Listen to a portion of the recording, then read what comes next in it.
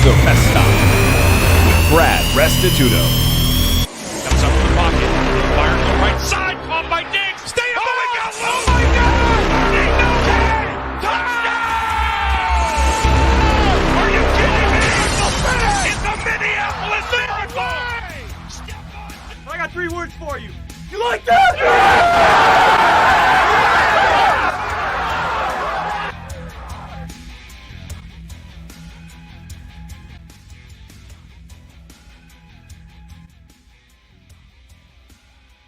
Welcome to the Thursday edition of The Rest Stop. My name is Brad Restituto. Joining me as always, Spencer the Wiz. Come to you every Tuesday and Thursday, live 9 o'clock Pacific time here in Las Vegas. And you can join the show live on our twitch.tv channel. Go to www.twitch.tv/Chris Landry Football or download the Twitch app and search there. And if you missed the show live and you want to check it out on podcast form, you can go to Audio Boom, Google Podcasts, iTunes, and just search Landry Football Conference Call or LandryFootball.com and search the Rest Stop. We'll be underneath there, and you can check out our podcast anytime. And, of course, subscribe to my YouTube channel. You can search Brad the Believer. We post the full show in its entirety every day. We're on episode 30 tonight. Got a good one in store for you today. A lot of NBA action as we're getting closer and closer to the start of this NBA season that will start on Christmas Day. And some big-time moves in free agency and a short break for these teams, but trying to get ready for this shortened season as we're still kind of in the middle of the pandemic here, moving from 2020 into 2021. And, of course, the NFL season. They've found a way to get through 12 weeks of the season, and they're still plugging along. Myself and Spencer the Wiz will give out our NFL picks against the spread this week, so stay tuned for that. And we're only 22 days away from Christmas, guys. This year's almost over. 28 days away from 2021, ringing in the new year.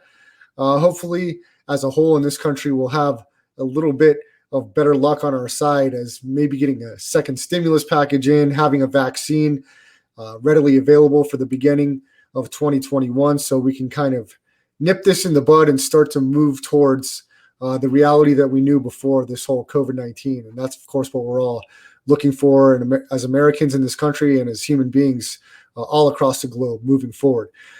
Spencer the Wiz joining me as always. Follow him on Twitter at Spencer the Wiz. And of course, he does his live radio show here in Vegas every Friday night called Delivering Sports and his YouTube channel, Blue Milk Boys Gaming. Spence, tell the listeners out there how they can find all the great work that you do across the landscape of Las Vegas here in town. Yeah, so I'm trying to homogenize my brand. I'm trying to go everywhere, and that's in one spot, I should say. That's Twitter at Spencer the Wiz. And I just wanted to mention briefly this is obviously also the Delivering Sports show just for this special episode. Brad is basically guest hosting for me, although I'm guest hosting with him on his show. I'm in the middle of studying right now as we speak. When this show's live on the radio, I'll be studying right here at the board while I replay this episode. And we go back to the live show next week when I graduate, and I look forward to that. So that's what I got going on. All right, well, that's great. So Delivering Sports / The Rest Stop here tonight in the beginning of December. Spence, let's kick it off with the big trade in the NBA as Russell Westbrook is on the move. The Houston Rockets send him over to the Washington Wizards. In exchange, John Wall comes back to Houston and a protected first-round pick. I've heard a lot of information on who won this trade. Spence, I'm going to start off with you. Do you think there's a winner in this trade, and if so, why? Sorry about that. I was cutting out. But I am going to say that there is no winner in this trade. They both have supermax contracts. I almost want to just say the Wizards straight up lost because in 2 years, Russell Westbrook will be making $48 million. It's like 47 and change. So, I mean, I guess they get the first round pick out of it, but it is Houston's first round pick. And if James Harden does stay with the Rockets, who, of course, it's not on their top priority to trade him, they're going to win some ball games. They're going to go to the playoffs, so it's not that great. What does John Wall do for the Rockets? I don't know. I guess he makes them fast, but Westbrook was fast too. These guys are pretty similar in playing style. The real risk is Westbrook or John Wall hasn't played in an extremely long time, so you just don't know what you're going to get out of him. I don't think he has a very high motor, in my opinion, and I think he cares more about the fame than he does the game. And he's never shown that he's able to live up to the moments. He's played with Bradley Beal, and he wasn't able to do anything in the Eastern Conference his entire career. So I don't think that fixes any of the issues in Houston. Now, if they trade James Harden and they're looking for a new direction, okay, then we're talking about two totally different things. So I guess we'll have to see how this develops as the season goes on and what the Rockets decide to do with the newly acquired John Wall. Spence, earlier today on channel 86, Sirius XM, I was listening to the NBA channel. Give and Go was the show with Rick Kamla and Antonio Daniels, former NBA player.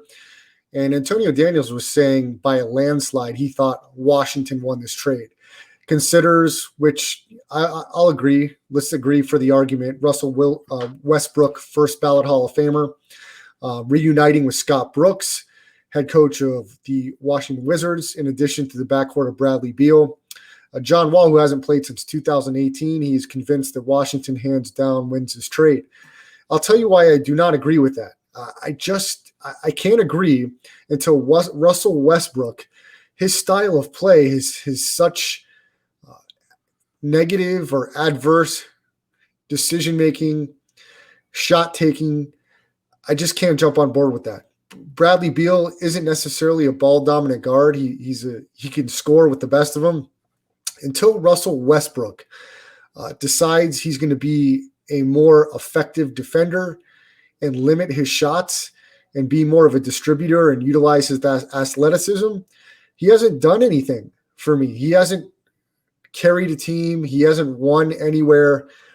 And for the sake of this argument, also on this show I was listening to on Sirius XM NBA channel, was saying that James Harden may be the problem. He was saying that Dwight Howard has left Houston, Chris Paul, Russell Westbrook, and that James Harden shrinks come playoff time, which is an interesting argument. Spence, what are your thoughts on that? Do you think this is maybe a James Harden problem, that so many superstars have kind of came and gone very quickly when it comes to teaming with James Harden?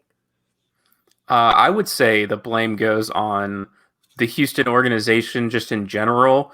No team should eliminate the center position. We've known that, and they've known that for about 2 years now, and they've ignored the problem. Now this offseason, a new GM comes in. He's trying to say that DeMarcus Cousins is going to be the solution, which of course he's not going to be. But still, at least they look a little more like a real team now. And maybe they should have stuck with Dwight Howard, although we know he is definitely past his prime. Russell Westbrook was never going to work out for Houston. You're talking about an inefficient system in and of itself based on high volume of shots. And when you have a guy like Russell Westbrook who is not efficient at all, so he shot 29% from the three last year on a team that shoots mostly threes, you're not going to get any benefit out of that. And let's not forget that with Chris Paul, they were, I don't know, a couple of games out of going to the finals. So it's just, I don't know what you're going to get out of John Wall. What you should get is a playoff team here that looks a little more coherent than they were last season. But that's assuming that John Wall plays up to his abilities. But when it comes to James Harden, it hasn't come out that he's a bad locker room guy. So I'm going to reserve the idea that he is the problem in Houston. Spence, put on your GM cap for a second. How would you mold Russell Westbrook in your liking? What would you do to maximize this guy's athletic ability and try to make him into a top 10 efficient NBA player? How would you do it? Well, theoretically, they do have the system in place in Washington to do that. They just signed Bertans to way too much money, but I guess the idea is now that you have Russell Westbrook, he's going to find him. You have a high-volume scorer, efficient scorer in Bradley Beal. So if you can convince him to rely on these guys to an extent, Westbrook has not had that in his career. Maybe in the when it comes to Houston, he did because he's surrounded by shooters, but that's a jacked up system. It's not a real basketball system. When he was solo in his MVP season, averaged a triple-double, you go down that roster and there was nobody for him to pass to. And I think he internalized that and he left it on the court. So maybe Scott can get back to him, although it's not like he was efficient when he was with the Thunder. But that's what you got to do. You got to tell him Bradley Beal and Bertans are going to be the primary scorers of this team, and you can facilitate to them, you can rebound, and you can play defense while giving all the effort that you want. And hopefully that's how it works out. Spence, can you imagine the type of player Russell Westbrook could be if he was just completely unselfish, moved without the ball, his athletic ability, his ability to make backdoor cuts to the basket, even backdoor lobs his way because he's so athletic. I just see so much potential in this guy, and that's why it's been so hard for me to relinquish the potential that he has being on any team. But he's just consistently showed, not only me, but all of us, that no matter what team he's on, he doesn't elevate the play of his teammates or his team in general. And until I see that, it's just really, really tough to jump on board with any team that Russell Westbrook is on, not only winning, but being any type of championship or playoff contender. Spence, as far as John Wall goes, before his Achilles injury and before some of these major injuries, I was really loving John Wall's evolution in his game. His ability to shoot and take the ball to the basket and get other guys involved was incredible. I remember for a period of time, him and Marcin Gortat there in Washington and him and Beal. John Wall was really starting to elevate his game. And then this injury, of course, we haven't seen him at all in almost 2 seasons. I don't know that we've seen someone come back to all-star type form after an Achilles injury like this, not in my recent memory. Is there, with technology and with this many years off, I mean, is there anything you're hearing on Twitter or within your basketball community about how John Wall's looking, practicing or playing? I mean, I would love to see this guy at least come back to some of the form he was really accelerating at before this injury. Yeah, I haven't heard anything. I mean, I think the guy's pretty low key. The only time I've ever interacted with him was at the Summer League. I think it was like the 3rd Summer League in Vegas. I had gone every year. I tried to get his autograph and he wouldn't even look me in the eyes. I guess he did sign it, but I gave him the pen and I gave him the book to sign, and he threw the pen. He didn't throw the pen. He gave the Sharpie back to me because I didn't take the top off for him. So if that's any indication of like how hard of a worker is, how much he cares, I don't know. But he'll have all the tools, right? They signed Christian Wood, which is a great signing. I think they still have Robert Covington, if I'm not mistaken. You have James Harden. DeMarcus Cousins is going to be an effective scorer. On defense, he's going to get absolutely just dominated, and they still have to figure out that problem. They needed someone like a JaVale McGee. But you did talk about it. Technology is totally different than it was what it used to be. More and more players you're seeing. If I'm not mistaken, Rudy Gay also had an Achilles injury, and he almost looks not back to form, but he definitely is closer to an all-star form where he used to be. He can be successful in Houston if he puts the work in. That's for sure. Spence, Robert Covington is now a member of the Portland Trailblazers, but that's right. They still have Eric Gordon. Austin Rivers is now in New York. So some different pieces around Harden and company over there in Houston. But you mentioned DeMarcus Cousins. He's battling back from a lot of injuries. We don't know what kind of player he'll be. I think Christian Wood will be a fantastic addition to that team. And we'll see how new coach Steven Silas, what kind of nuances he brings to this Houston organization. They've been run and gun with Mike D'Antoni for well over 5 years, and it's something different now. And everybody's going to have to get on board to trying to kind of, I wouldn't say a rebuild since you still have Harden, but a lot of new faces and new places for Houston. So we'll see how that works out. But I tend to agree with you. I don't know that anybody kind of leaks out as the ultimate winner in this trade. And of course, time will always tell in that situation. I think in the East, Washington certainly has a chance to sneak into the playoffs if they stay healthy. But I just don't know that Russell Westbrook moves the needle very much for any organization from what we've seen out of him in the last 5-6 years. I know at times statistically he's been a triple-double machine that hasn't equated to wins, and especially playoff wins. So until it does, can't say that Russell Westbrook moves the needle. Spent some more NBA information. LeBron James signs a 2-year, $85 million deal. And then right after that, Anthony Davis, I believe, signs a max deal. And a lot of people, including myself, are very high on what the Lakers have done this offseason, signing point guard Dennis Schroeder, which I think was a very, very good deal. They just signed Marc Gasol, and I think they've gotten a lot better than they were this past year. And with the new coaching staff over in the other side of LA with the Clippers, I don't know that there's any team that stands out to me that can dethrone the Lakers from repeating as NBA champions. I mean, they look to be a much more solid force now this time than they were last year. Yeah, no one from the East certainly has made enough moves. The fact that the Heat made the finals last season is a real embarrassment for them. Milwaukee traded for Drew Holiday, but they don't even know if they have commitment from Giannis Antetokounmpo yet. So I'm not really convinced anywhere. I mean, you got to say the Nets, maybe if they pull off the James Harden trade. But let's just look at the Lakers, like you said. You get Dennis Schroeder, you sign Montrezl Harrell for the mid-level exception, you get Marc Gasol. All these guys seem to fit what they're doing very well. All their positions seem to be upgraded, and we know obviously last year they won the NBA Finals. So you got to go down the list. Tell me who's had a better offseason, who's improved enough, and I can't really find it.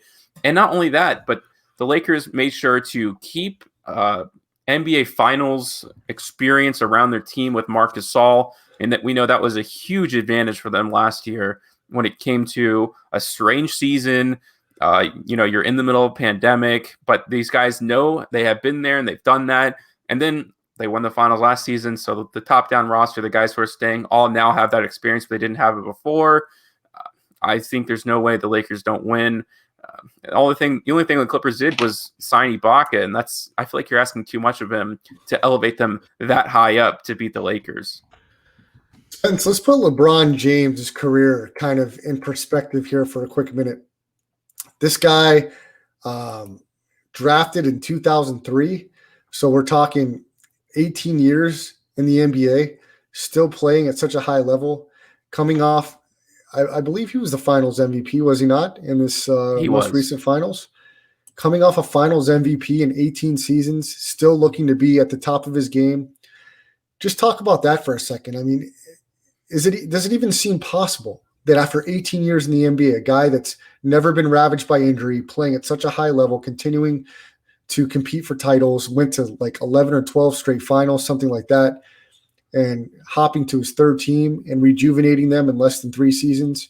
Put LeBron James' career in perspective just for a quick second, and if he's able to win back-to-back at this stage in his career, I mean, at some point, Spence, if LeBron gets to 7, 8 championships, I mean, we have to reevaluate the discussion of who the greatest player ever to put on a uniform is, do we not? Yeah, no, I agree. And I think he should definitely already be in that conversation. It's just hard for me to go into the MJ conversation because I didn't see him live. And I think watching sports live is like nothing else. But when it comes to LeBron James, this is a guy he's very smart. He's not playing the same way he did his first season, right? His first 3 years, he relies on his athleticism, a little bit of excitement, a couple threes, but definitely not part of his game. In the Miami Heat, he was a guy who lived in the post, who dominated down below because he didn't really have another center to take up that spacing. The Heat roster was beautiful in that sense. And now he knows, okay, I'm getting a little less strong. I may still have a lot of my athleticism, so I can rely on that. But now I can go to the three-point line. And slowly but surely, it's not easy. And that's why I think it's so funny when people say guys are coming into the NBA that they'll develop a three-point shot. It's actually pretty rare. What you see is what you get because it's just hard. You can change your shooting form. Okay, that's going to take you a year to get used to the shooting form. But LeBron has just perfected what he's already had, and he's also become a better passer as well. We know he's been doing that well his entire career, but now he was pretty much playing the point guard for the Lakers. Some of that pressure will be taken off with Dennis Schroeder, but still we know he's going to have the ball in his hands a whole bunch of the times. He's going to make sure guys get the ball in positive scoring positions, and that's how he's been so successful in year 18. And Spence, I think LeBron sees championship 6 and 7 possibly in sight. I think he feels like there's an opportunity here with this squad to really put their foot on the throat of the NBA. They've got such a talented squad. Anthony Davis winning his first title, tons of confidence. You've got a couple guys that have not won a title that are new Lakers, that are really good players. I love the dog and Dennis Schroeder. I think he's a fantastic addition. Marc Gasol's got championship pedigree. You've got a great mix, Spence, of veteran leadership, championship experience, and then guys that can just get the job done.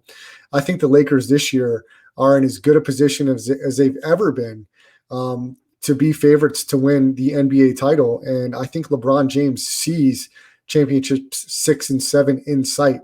And it doesn't have to be one of those Miami Heat speeches. I just think that they're right there. And I don't see the competition like I've seen it in the past as far as competing against the Lakers. The Lakers have upgraded so much, and everybody else is just that far behind.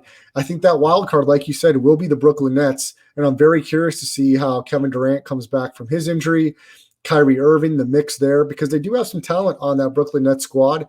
How the continuity will be with the two ball dominant scorers of Durant and Kyrie Irving to go with Jared Allen, LeVert, Dinwiddie, that'll be interesting.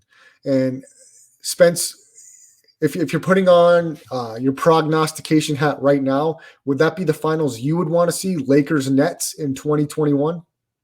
It would be the most entertaining for sure, unless you were talking about Milwaukee. But the thing is about the East is that there's so little juice over there. All the guys who have juice seem to be in the West. Like Kevin Durant has taken criticism his entire career because they say he can't be the guy. Kyrie Irving left because he thought he could be the guy and he wasn't. And I don't think that problem even gets fixed when you have someone like James Harden. Maybe that's an easy path to the finals in the East because there's not that much talent. But once you get into the finals and you face a guy like LeBron James, who we know has the juice, Anthony Davis proved this season that he was just playing on a garbage Pelicans team and that he definitely has the juice. And then you have Marc Gasol, who has had that kind of it factor for Memphis for basically my entire life growing up. So I still think the advantage goes to the Lakers there. But in terms of seeing it, I would love to see the Lakers Nets in the finals. Dave Perry checking in. Dave, if you're still there, hopefully you can chime in a little bit. I don't know if you were at the AEW Winter is Coming yesterday. I'm in the middle of watching it now. The biggest live event that they put on TNT. This is wrestling I'm discussing right now. Dave, if you were there, jump in and let's talk about it here before we sign off. Continuing in NBA, though, Spence, Giannis Antetokounmpo, the Greek Freak, the Milwaukee Bucks have made some moves around him. It is not set in stone that he's signed or re-signed yet with the Milwaukee Bucks. Is there a chance he's on the move? And if the answer is yes, where could his possible destinations be? Yeah, everyone seems to be signing the long-term contracts. I think a lot of that comes from the pressure of a pandemic season, some uncertainty. They're like, I'll just take the money now. But you want to talk about Jason Tatum got a contract, De'Aaron Fox. We just talked about LeBron James, Anthony Davis. So what is the holdup for him? And they are pushed against the cap, and they just don't have a lot of talent. So there's something going on here that they got to figure out. I think they should have fired their GM a long time ago. They let Malcolm Brogdon go in order to keep George Hill, who they just got rid of for the Drew Holiday trade. So now it looks like they're walking back. Drew Holiday's making too much money, but they do have some sort of team there. It's just they don't have enough flexibility, and I think that really worries Giannis. One thing the Lakers did so successfully leading up to LeBron James, they were terrible, yes, but they made sure that they were ready for a star to come in at any time, and they were able to build up this team, and they did it in 2 seasons. They didn't make the playoffs that season, but they didn't sacrifice anything to make sure, just to make the playoffs. They said, I don't care. Either we're going to win a championship or we're not. And I think the Milwaukee Bucks have failed in that sense in saying, we need to make sure we're as good as possible every year. And we just know that you can't win a championship every year. That's not how sports works, unless you're like the Patriots or something. But that's very unique. If you go down the list, your window is so short, and I think they closed it too quickly, and now their backs are a little bit against the wall. Spence, is there any chance that in Giannis's mind or at all that he wants to finish his career or stay with one team his entire career? Does that have any bearing on what he's thinking at all with his next decision here in the NBA? I'm sure it's part of the decision, but the NBA's changed now. Like, there's no loyalty anymore. When it came, I think the longest tenured players for the very long time were Mike Conley and Marc Gasol. So I got lucky growing up in that my star players kind of stayed with the same team, but they were very few and far between. It doesn't mean anything anymore. Gordon Hayward, we know, left, and it was a little bit of salty. They're talking about James Harden, a perennial Hall of Famer or a perennial All-Star who will be a Hall of Famer if he continues down this path. Kevin Durant, Chris Paul's been Irving with 5 or 6 teams. Yeah, so I think he'll probably make a dramatic statement if he leaves and be like, "Oh, Milwaukee means so much." Blah blah blah. He doesn't really care. They care about winning now in the NBA. That's kind of the whole spiel. Spence, let's transition into the NFL. As we in week 12 that concluded yesterday? Is that right? Yes, so I think so. Week 12 concluded in Pittsburgh as the Baltimore Ravens on a Wednesday afternoon traveled to Pittsburgh to take on the Steelers. The Steelers win ugly 19-14. I would have loved for the Ravens to find a way to pull out that victory. It just wasn't to be. Head coach Mike Tomlin very upset with his team after that win. Not very surprising to me, Spence. This is a team that I'm completely shocked they're 11-0. They will not go undefeated. They will lose their first playoff game. I've said it for very, very many weeks. And you can't possibly think some of the performances they put on in the last month that they have any chance of beating anybody, Spence, come playoff time. They're going to get destroyed by anybody by at least 10 points. I mean, they sneak by a Cowboys team led by Garrett Gilbert. RG3, who couldn't complete a 10-yard pass. They allowed Trace McSorley to get within 5. I mean, they're awful. They can't run the ball. Their defense is overrated. Big Ben is not that great. I have no idea how they're 11-0. They better hope that they run the table, because if by any chance the Chiefs get that 1 seed and the Steelers have to play in the opening wildcard round, bye-bye. See you later. Get on the bus and go home for Mike Tomlin and the Steelers, because they're one and done, guaranteed. And I just hope I get a little bit of plus money, because I told you what I'm doing, Spence. And look, they're coming. They've got to play 3 games in 12 days. I don't know if my favorite comeback team, the Washington football team, beat them this coming week. But that third game, I'm going to be looking at that very closely to be going against the Steelers. Hopefully it's not the Bengals now that they don't have Joe Burrow. But I know that the Bills are on the schedule for the Steelers. I will be playing the Bills in that matchup. But the Steelers will lose maybe twice this season. It would be great. I will come in gloating on Tuesday. If it's the Washington football team that upsets them, I'll be very happy. I think Antonio Gibson can run for 125 yards. I don't know that Alex Smith will go for a whole lot, but I think Washington, I told you, they're riding high with momentum. And how great would it be for them and for that organization to beat the undefeated Steelers on a short week? I would be elated if that happened. I'm going to sprinkle a little money line if I can pull together some crumbs this week. I'm taking Washington. And Spence, I mean, you've got to be kind of wiping your brow a little with this ugly win by the Steelers on Wednesday. I care very little for the Steelers. I hate them, especially as a Raiders fan. I just try to look at them from an analytical sense. They're definitely going to have a tough matchup. They did beat a couple of good teams this season. The Ravens game obviously doesn't count without Lamar Jackson, although they did beat a full, pretty much healthy Ravens team at the time earlier in the season. They had the big win against they got lucky. They were outgained by almost double. The Titans game, you got to say, was at least a little impressive. Okay. So that was their big win of the season. Whether or not they can do it twice, I don't know, because they'll most likely have to face them in the playoffs. I don't think they're going to get bounced in the first round, but this is a vulnerable team. They don't look fantastic, although it sounds weird to say that for an undefeated team. But there are teams with worse records that have definitely shown that they look a little more explosive. They look a little more playoff ready. I think that's probably the biggest hurt point for this team, is that they don't really look playoff ready, because they've been playing bottom feeder teams, the Cowboys, the Jaguars, the Browns to an extent they always own. So we'll have to see. Everyone, their teams are terrible. So I don't know. The Redskins, I don't see it happening. I think Alex Smith is definitely prone to a few turnovers at least. That's how I feel about the Steelers. Yeah, Spence, I'm hoping that with some of the listeners in the chat here, that we can pull a little pool together to go against the Steelers week 1 or round 1 of the playoffs. If we can get up to $1,000 to go money line against them. Oh, come on. Yeah, I'll find some kind of compensation for everybody that pulls in. If it's a loss, which I'm willing to give my stamp of approval that it will not be.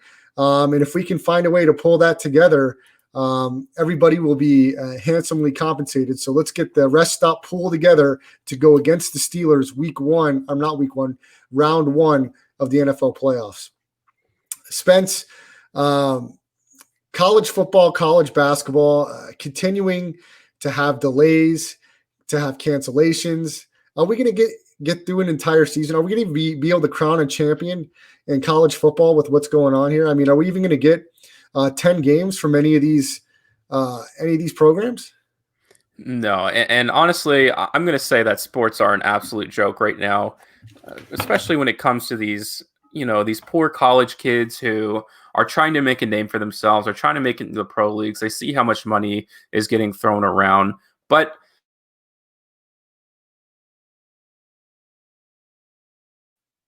sorry, cut out there. But like I've been saying all season long, these kids' health is being sacrificed just because we want to make money off them, because of March Madness, because of all this garbage. What does crowning a champion even mean, honestly?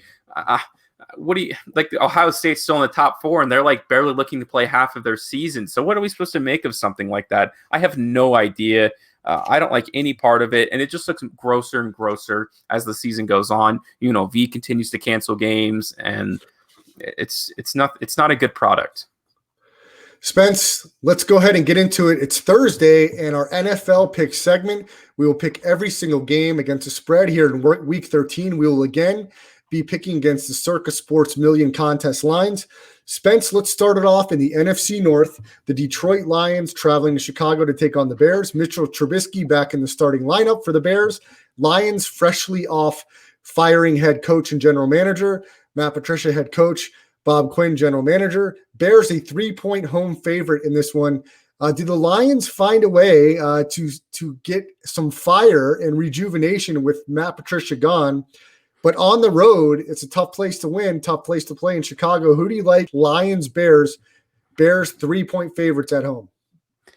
Well, we've talked about it all season long. That new head coach juice really kicks in when you fire somebody. Happened with the Falcons earlier this season. I got burned on that, so hopefully I'm not going to get burned again. I am going to go with the Lions here. Everyone's going to be fighting for their job, especially because the Lions truly do have that many skilled players, and I'm sure they all want to make sure they get their next contract or don't want to get cut from the team. I'm going to expect the Bears. First of all, the Bears are a bad team too, so why couldn't the Lions win this game, even if they did have Matt Patricia? Spence, I really want to agree with you because I love the philosophy of riding high off of a just fired head coach. This situation reeks to me. I don't like the travel. I don't like the fact that the Lions are quite banged up. And I told you on Tuesday, I'm still a Mitchell Trubisky backer. And I think he has a really good game this week. And I think that the Bears get the win and get the cover. Give me the Bears at home, and I'm riding Mitchell Trubisky. God bless you, Brad. Next game, I usually hate the Bears, but that's under Nick Foles. Trubisky, I'm in. So here we go. Next game, Spence, the Bengals travel to Miami to take on the Dolphins. Pretty big number here. Dolphins 11.5-point favorites on the Circa Sports Million contest line. Spence, what are your thoughts here? Dolphins 11.5 against the Bengals with no Joe Burrow. It's hard because the Dolphins have covered big spreads this season when they play bad teams. I don't know. The Bengals seem to be playing football. I know it sounds weird to say that out loud, but I don't know. 11 points seems like a little too much for me. I feel like I'm going to take the plus points here and just say they win an ugly game by like 8 points or something like that with a garbage touchdown at the end of the game. Dave, writing Mitchell Trubisky is what I call oral with my wife. Wow. Dave coming through. If we had the drum roll, I would hit it for Dave Perry right now. He's on fire tonight, ladies and gentlemen. Spence, I can't do it with the Bengals. I saw an ugly performance by the Dolphins winning by 17 against the Jets this past week. I've got to believe that the Bengals, with whoever's going to be their quarterback, Brandon Allen, I just can't imagine that they are going to stay close in this game. I think they're not a well-coached football team. Without Joe Burrow, they're a very bad football team. Give me the Dolphins, and I'm going to lay the big number, 11.5. Next game, Spence, you're a big fan of the Indianapolis Colts. They are a road 3.5-point favorite against the Houston Texans, another team you're a big fan of. 3.5, the Indianapolis Colts on the road against the Texans. Spence, I feel like I know which way you're going here. I'm going to try to go against recency bias and say that the Texans look like this great football team. The Colts are going to be pretty upset about the loss. I know this is a divisional game. I hate divisional games, but I'm going to go the Colts here. I think they are the better team, period. There's no debating that. They should be able to take care of business, and I think they'll do it in pretty big fashion. I think this is going to be a blowout for the Colts. Spence, again, we're on opposite sides. Somebody's going to start off this week strong. I got to go Texans here. Why? I'm not sure. I love Deshaun Watson. That's a big reason. Phillip Rivers has this toe injury. Not that it matters. He doesn't really move around the pocket. His arm looks deader and deader each week that I see him. They're going to have to bench him at some point, I believe, if they want any hope of winning a playoff game. No, come on. What are you talking? He's been great. He's had a few great weeks, to be honest with you. He won arm is looking softer and softer. He every won week them the Packers game, did he not? And that happened like 2 weeks ago. 2 weeks is not what you've done for me lately. I think that arm has seen its better days. That toe, that arm, God, Rivers, man. I don't know how he's going to make it through the whole season. I think the young, spry Deshaun Watson. I think the Texans actually blow out the Colts this week. 10 or more. Texans get a big win outright against the Indianapolis Colts. The banged up Phillip Rivers in the Indianapolis Colts. Spence, the next game on the matchup, the Jacksonville Jaguars travel to US Bank Stadium to take on the Vikings. Minnesota Vikings have won 4 out of 5. They did it in miraculous fashion last week, barely beating the Carolina Panthers 28-27. Vikings laying a big number 10 here. No chance the Vikings cover 10 points. They are not a good enough team to be favored by 10 against anybody. Give me Jacksonville. Give me Jacksonville on the money line to win. Jaguars win 27-23. It's going to sound very similar when we talk about the Raiders game coming up here in a second, but no, I don't think they're going to beat them. But Jacksonville has been competitive this season. We know that. And the Vikings have proven to nobody that they can blow a team out. So I'm also going to go the Jaguars plus the 10. We're on the same side for once, Spence. And this is the game you're looking forward to as you are trying to put the kibosh on my 0-16 Jets ticket. The Raiders travel to MetLife Stadium to take on the Jets and Sam Darnold. The Raiders only an 8.5-point favorite on the Circa Sports Million contest line. Raiders, Jets minus 8.5 against the winless New York Jets. Yeah, I'm going to take the Jets here. I think they win. I know that's bold, but I don't think the Raiders can beat anybody by that many points at this point in the season. It's been a little figured out. As long as you cover Darren Waller and just basically ask him to throw it to Henry Ruggs down the field, there is no offensive game. Now, you got to hope that Josh Jacobs doesn't fumble the ball 60 times like he did, but Derek Carr is good for a fumble in the pocket every game. The Jets aren't a good football team, but the Raiders aren't as good as anyone has been saying that they are either. And the fact that I'm getting over a touchdown here, I think the Jets can cover for sure, if not win outright.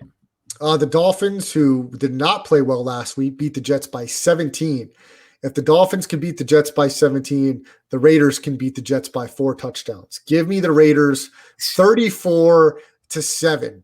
Raiders. Wasn't that the philosophy against the Falcons too, that the Raiders were going to beat up a Todd Gurley-less Julio Jones team? And look, they got blown the heck out. So that argument, I think, is invalid.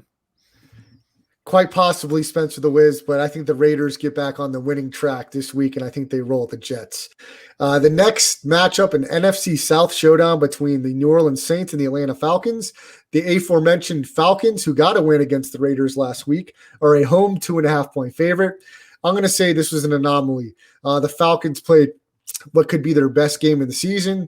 They're absolutely not even close to as good as that. I think that's their 4th win on the season, though. So they're trying to peek in on being 2 games out of a playoff berth, but they're not good. The Saints beat them handily just a few weeks ago. They'll beat them handily again in Atlanta. Give me the Saints minus 2.5, Spencer the Wiz. Yeah, it doesn't look like Julio Jones playing in this game. I could really see them winning. I'm not even a huge fan of Taysom Hill, but the Raiders are a terrible football team, and that's why the Falcons were able to win that game. But New Orleans has really ramped up their defense, and they seem to play especially well against Atlanta. I'm also going to take the Saints here in this matchup. Spence the Wiz with me on the Saints there. Next one, Spence, Cleveland Browns. I believe they 8-3 or 9-3 on the season, Spence. I think it's 8-3, if I'm not mistaken. A very impressive record by the Browns. They travel to Tennessee to take on the Titans, who have got a couple of very nice wins here lately. The Titans will be a 5.5-point favorite at home. Believe it or not, Spence, I think this is too big a number. I think the Browns lose, but they cover. Give me the Brownies plus 5.5 here. Yeah, these are two teams that like to run the football a lot, and I think they're both going to be successful at running the football. I think Derrick Henry isn't going to have as big of a game as he might want to, with Myles Garrett, I believe, being back in the lineup now, and Nick Chubb is going to equally have probably as good a game. It's going to be one of the more entertaining running battles, so if you like running backs, this will be the game to watch. And I could definitely see this being a field goal game, if not like a 5-point game, something weird like that. I'll go with the Browns as well. Wow, me and Spence on the same side there. The New York Football Giants, they travel to Seattle to take on the Seahawks. The Seahawks allowed the Eagles to scratch and claw within 6 last week. They're at home here. The Giants will be without Daniel Jones. Colt McCoy will get to start for the Giants. I think that's disaster for the Giants trying to cover this number. Give me Seattle laying the big number, -10. I'll take the Seahawks. Oh, wow. That feels like a big number. But yeah, Colt McCoy is a giant piece of garbage. If they did have Daniel Jones, I would say they could actually probably win this game. Seattle's defense, though, has been gaining a little momentum, which bodes well for them to cover in this game. But without Saquon, without Daniel Jones, how are they going to put up any points? And we know for sure that Seattle's going to be putting some touchdowns on the field, going to be taking advantage of a beat-up team. I don't usually like taking big points, but Seattle should be able to cover pretty easily. With you there, Spence. Spence, is there any chance Russell Wilson is still in the conversation for league MVP? Or is he just too far behind at this point to Patrick Mahomes and Aaron Rodgers? Yeah, I don't know. No, he should for sure still be in there. It's not like they're starting to lose a bunch of football games. They're still winning. That's true. Big number. We both like the Seahawks here. NFC West showdown in the next matchup. The LA Rams, one of the more inconsistent teams in the NFL, travel to Phoenix to take on the Arizona Cardinals. The Rams, a road 2.5-point favorite here on the Circus Sports Million contest number. Spence, this number seems way off to me. Why are the Rams a road favorite here? It's saying to me that there's something wrong with Kyler Murray. I hate doing this, but the line is screaming something to me, so I'm going to take the Rams -2.5. I agree with you. I think the Rams are inconsistent, which means they have bad weeks and then they bounce back and have good weeks. They took a horrible loss to the 49ers, let alone the spread. Football teams don't care about the spread. They care about winning football games. And in this case, these are two of the most inconsistent football teams, and they're clashing together. But I think the Rams, on paper at least, are a much more coherent team. They should be able to. This is a game, I think, on their calendar, they're like, okay, we lost to the 49ers. This is a must-win game. And I just don't think the Arizona has that mentality of, like, we want to go to somewhere in the playoffs. I think they're just like, hey, let's see if we can win every game because we're talented. So I'm also going to take the Rams here, -2.5. Spence, these are two teams, if the playoffs started today, they would both be in the NFC wild card. And it's hard to trust either one of these teams. But it's going to be a really big game because the Bears, the Vikings are on the outside looking in, one game behind the Cardinals in the win column for that last playoff berth. So if the Vikings can find a way to beat Jacksonville, the Rams beat Arizona. Hey, now we've got a little bit of action there for that last wild card spot. So it's a really big game for Arizona, one that I feel like they have to win. But the Rams also, if the Vikings or Bears both win, they'll only be one game behind the Rams if the Rams lose. So a lot of playoff implications going into week 13 in some of these matchups here. Spence, the next one has the Eagles traveling to Lambeau to take on the Packers. The Packers 8.5-point favorites. The Eagles get worse every single week. We've talked about the discussion as a time to sit Carson Wentz on the bench and give Jalen Hurts an opportunity.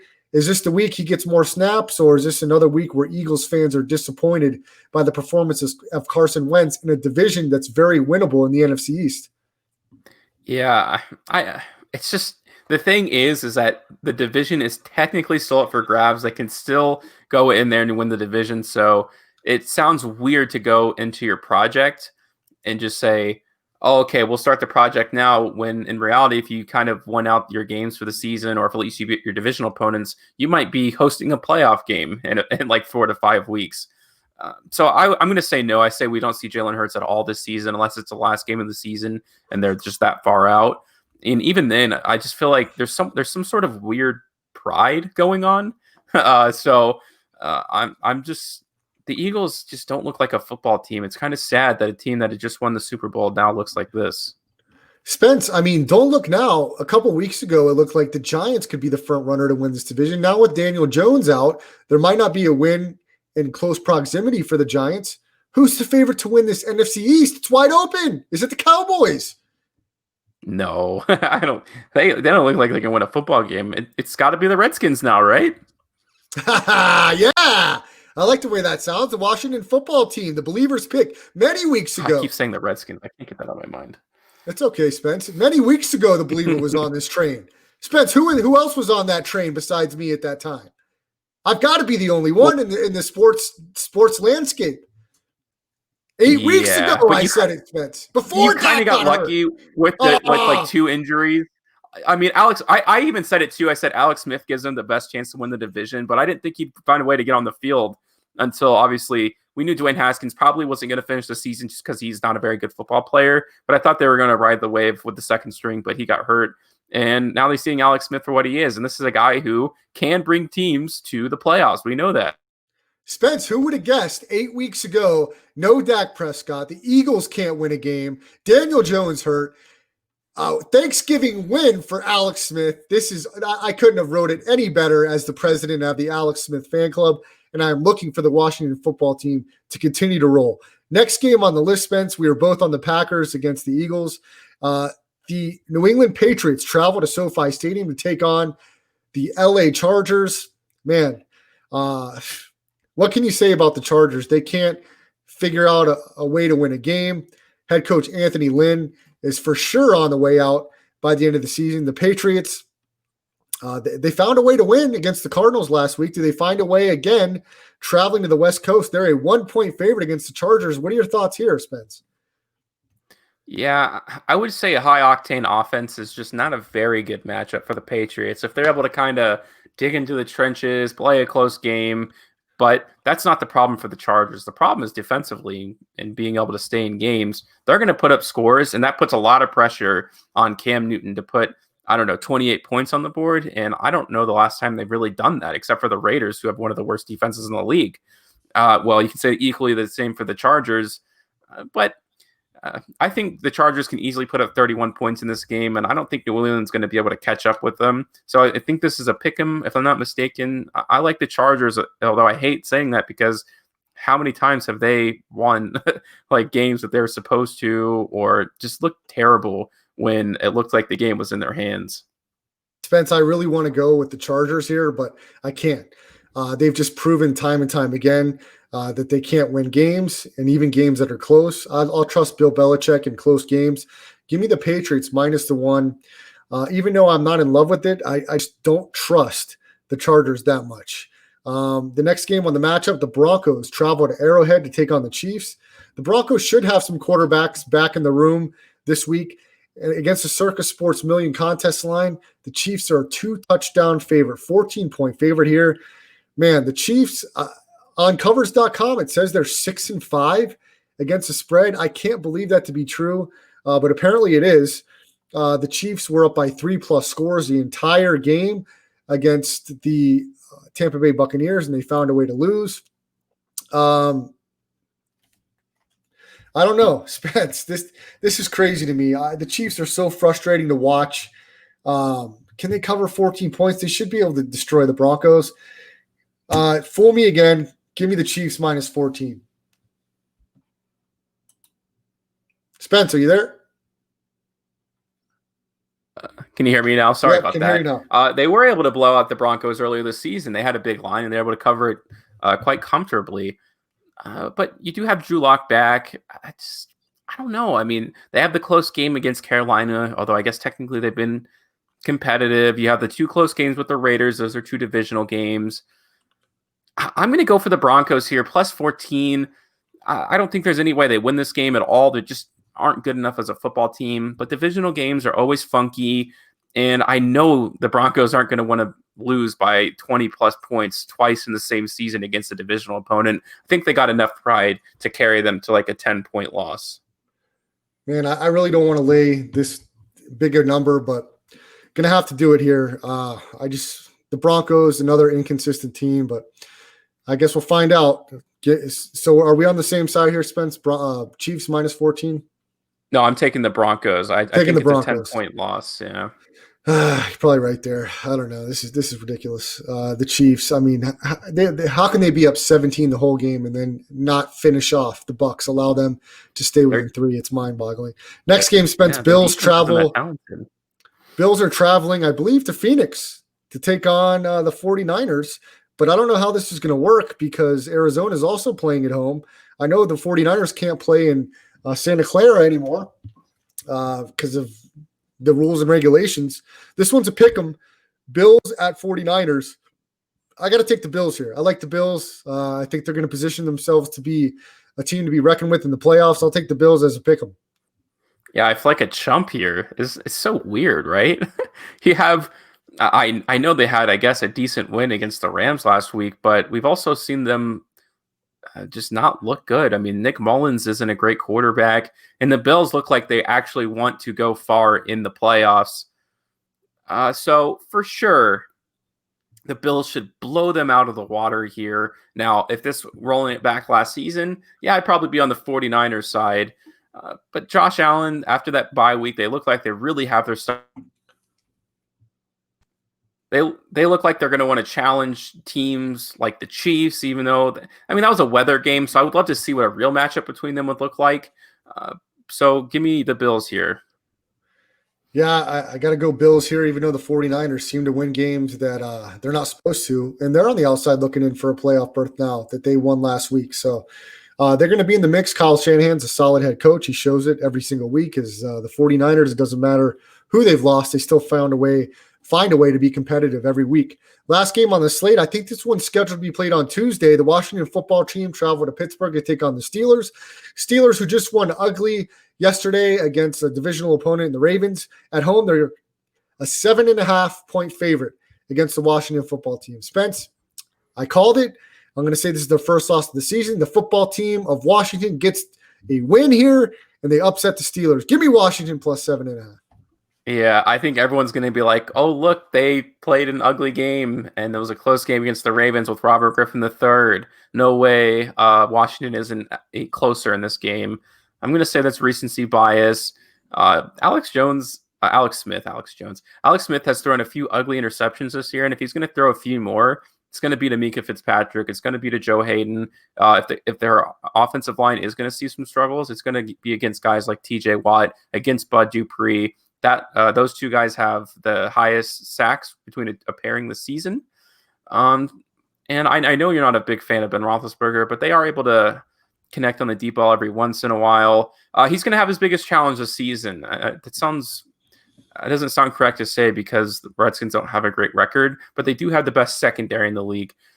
This could be indicative of what we're going to see in the playoffs. So if Ben Roethlisberger doesn't play well in that game, there's going to be some really big problems here. I'm just going to say the Steelers do cover the 7.5-point spread, though. I see a pick 6 in Ben Roethlisberger's future on Tuesday against the Washington football team.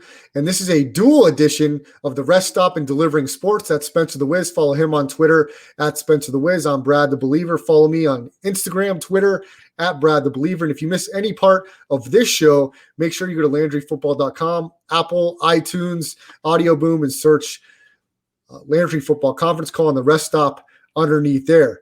And as we finish up, I'm going to bring on to the stream Dave Perry. Dave, I want to bring you on because you were at the great Winter is Coming AEW event last night. Talk for a minute about that. It was a fantastic show. I'm in the middle of watching it right now. Tell me your thoughts on it. And were you cold in the 40-degree Jacksonville weather? It was pretty damn cold. I wasn't expecting I was dumb because I wore flip-flops. But yeah, it was cold. It was a great show. The I don't know how far you got into it, but I'm sure you've already heard the surprise return. That was like, kind of to be there live. I will say, for all the people about like the Corona and stuff, and I know you guys, or Spence was touching on the thing with college football and stuff like that, but they do a really good job of making sure that it's as safe as possible. Like you can't get into the stadium without they do a facial scan, like with your temperature and the mask and all that kind of stuff. So it's kind of a safe thing. So it was kind of good to get out with my son and do something outside of the house and all that. But the show was great. Kenny Omega winning, and then you didn't really pick up on this at the show, but when I came back and watched it at home, the little nugget they dropped at the end about a possible linking up with other organizations, it could be really something that would, for wrestling nerds like us, it could be like a real, shift changer. Because in a sense, if you have Impact working with them, that means probably ROH is not far behind. And if ROH is not far behind, they already have ties to New Japan, and you got like 4 or 5 of the small competitors all kind of link up and share talent. You're crushing WWE in terms of overall talent. So, Dave, were you able to secure any of the new Painmaker gear by Le Champion Chris Jericho?